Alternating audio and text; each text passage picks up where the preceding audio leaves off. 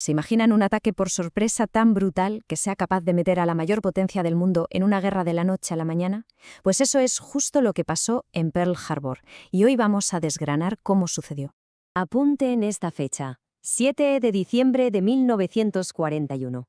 Era un domingo por la mañana, un día que parecía que iba a ser como cualquier otro, en la principal base naval de Estados Unidos en el Pacífico. Pero no lo fue. A las 7:48 de la mañana, de repente, el cielo se llenó con cientos de aviones de combate japoneses. El ataque acababa de empezar. En ese instante, el mundo cambió para siempre. Pero claro, para entender el porqué, para entender cómo se llegó a este punto, tenemos que rebobinar un poquito. A ver, que nadie piense que el ataque a Pearl Harbor salió de la nada. Para nada. Fue la culminación de años y años de una tensión que no paraba de crecer en el Pacífico, entre dos potencias con intereses totalmente opuestos. La cosa estaba así. Por un lado teníamos a Japón, que necesitaba desesperadamente recursos como petróleo y caucho para seguir adelante con su expansión militar industrial en Asia. Y por el otro, a Estados Unidos, que quería frenar en seco esa expansión. ¿Y qué hizo? Pues le impuso sanciones durísimas, cortándole el suministro de lo más importante, el petróleo. Un embargo, para que nos entendamos, es básicamente como si te cerraran el grifo. Y para Japón, que importaba casi todo el petróleo que consumía, esto era una amenaza total. Su ejército, su armada, todo se podía quedar parado en cuestión de meses. Las negociaciones diplomáticas, mientras tanto, no iban a ningún lado. El tiempo se agotaba.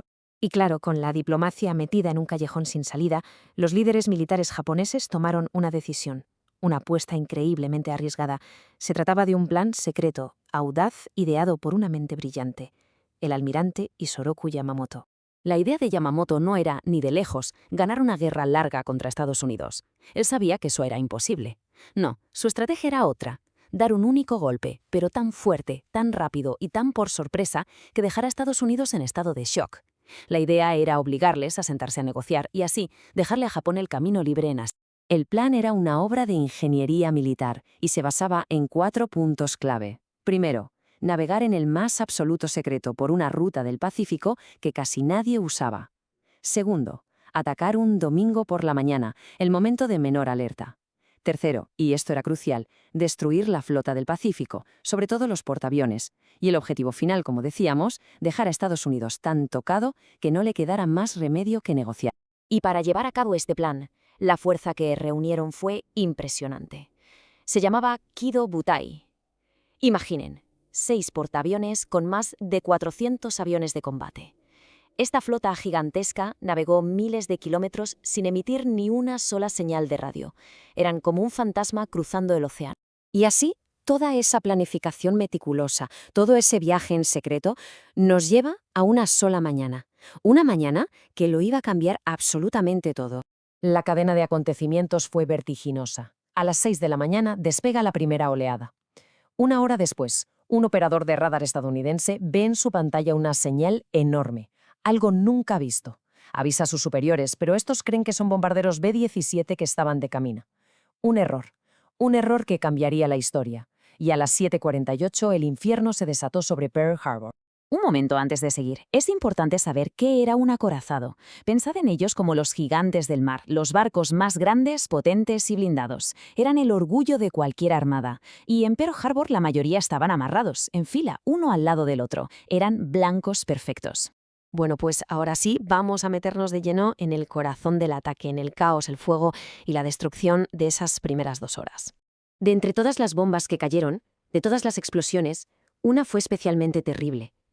Una sola bomba de 800 kilos, modificada para perforar blindaje, cayó sobre el acorazado USR Arizona.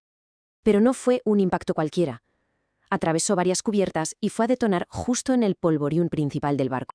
La explosión fue tan absolutamente masiva que literalmente partió el barco en 2. Se hundió en menos de 9 minutos. Más de 1.100 tripulantes murieron casi al instante. Solo esa explosión causó casi la mitad de todas las muertes estadounidenses de ese día. Una auténtica catástrofe. Si vemos los números finales, la diferencia es abismal. Estados Unidos perdió más de 2.400 vidas, 188 aviones y 18 barcos importantes quedaron hundidos o muy dañados. Japón, por su parte, tuvo unas pérdidas mínimas. O sea, desde un punto de vista puramente táctico a corto plazo, el ataque fue un éxito rotundo. Pero, y este es un pero muy grande, la historia no termina aquí. Entonces, ¿cuál fue la consecuencia real de toda esta destrucción? Pues desde luego no fue la que Japón se había imaginado ni por un segundo. Y aquí llegamos a la pregunta del millón. ¿Consiguió Japón su objetivo? ¿Les salió bien la jugada? La respuesta es un no rotundo y mayúsculo. ¿Fue una victoria táctica? Sí, el daño fue brutal, pero fue un desastre estratégico por dos motivos clave.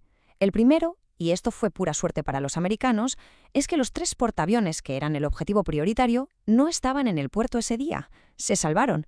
Y el segundo gran error. El ataque no destruyó infraestructuras vitales como los depósitos de combustible o los talleres de reparación.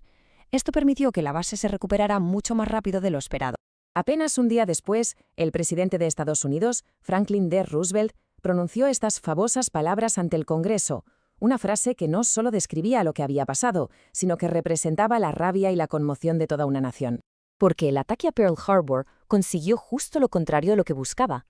En lugar de desmoralizar a Estados Unidos, lo que hizo fue unir como una piña a un país que hasta ese momento estaba muy dividido sobre si entrar o no en la guerra. Japón no había golpeado a un gigante dormido. Lo que había hecho era despertarlo y, sobre todo, enfurecerlo. Y nos despedimos con una reflexión para que le den una vuelta. Si esos 3 portaaviones estadounidenses hubieran estado en Pearl Harbor ese domingo por la mañana, ¿cómo habría cambiado la guerra en el Pacífico? Es una de esas grandes preguntas de la historia que nos recuerdan cómo un solo detalle, a veces la pura suerte, puede cambiarlo absolutamente todo.